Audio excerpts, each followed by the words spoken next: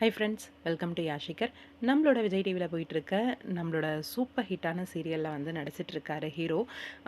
இவர் வந்து புதுசாக ஒரு சீரியல் வந்து ஹீரோவாக கமிட் ஆயிருக்காரு அப்படிங்கிற ஒரு தகவல் கொஞ்ச நாள் முன்னாடியே இவர் வந்து ஒரு வீடியோ வந்து ஷேர் ஆச்சுங்க.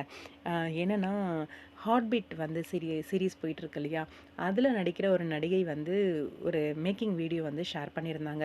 அப்போ வந்து நம்மளோட யுவன் மயில்சாமி அவர் தான் வந்து அதில் இருந்தார்.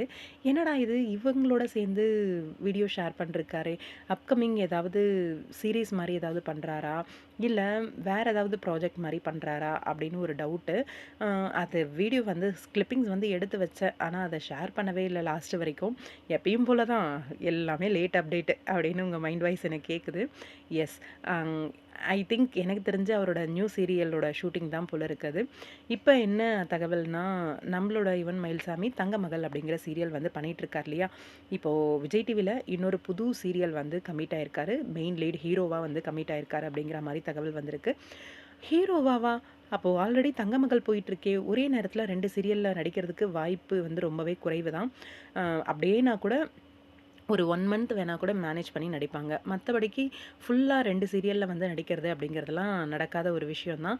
எனக்கு தெரிஞ்சு அ அப்கமிங் தங்கமகள் பார்ப்போம். அ ஏதோ சம்திங் ஆகப்போகுது அப்படின்ட்டு. அம் யுவன் மயில்சாமி புதுசா ஒரு புது சீரியல் நம்மளோட விஜய் டிவில ரொம்பவே சந்தோஷமா இருக்கு.